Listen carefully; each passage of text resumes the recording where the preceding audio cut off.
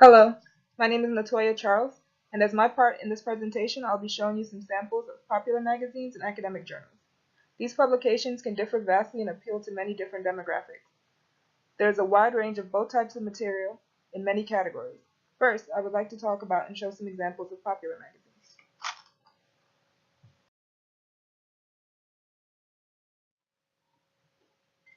Many of these titles we are all somewhat familiar with.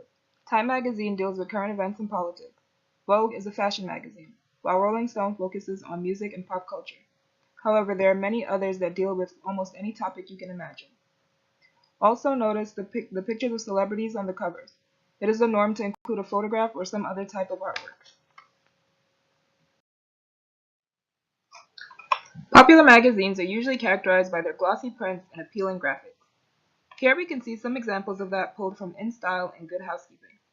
The use of bright, colorful pictures for advertising purposes make up a great deal of the content. Editorial shots of celebrities and other notable figures often accompany articles. Recipe ideas are also common in some publications. Here's an example of the writing style that is often used in popular magazines where interviews are often common occurrences.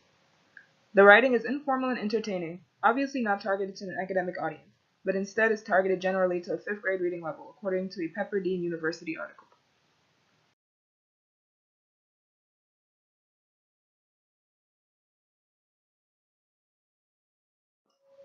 Sometimes, depending on the publication, more substantial work will be featured, such as this article from Glamour magazine, telling the story of transgendered actress Laverne Cox.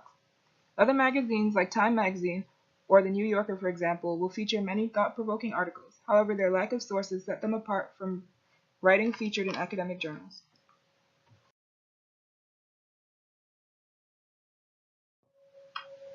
Academic journals, on the other hand, are much more serious, as we can see just from these covers. They are far less flashy and less visually appealing than the other publications we looked at. However, like the popular magazine, there are many different categories. They are targeted at specific academic communities, so this isn't reading material you can just pick up at the newsstand. Instead, you would find it through your school library or through a subscription.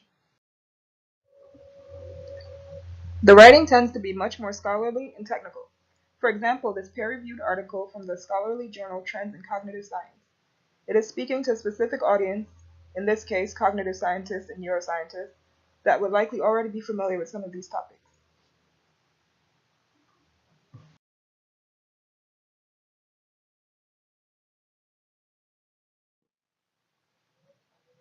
It would also be unlikely to find pictures or advertising in this type of publication. It would be filled instead with longer articles, charts, and even figures.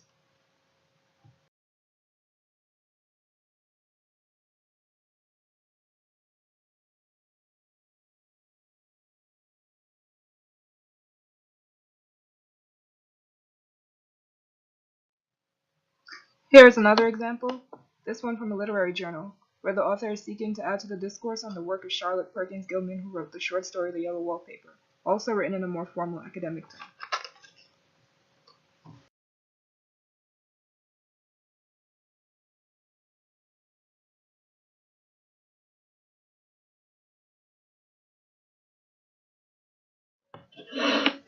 This is my works cited page, and that is the end.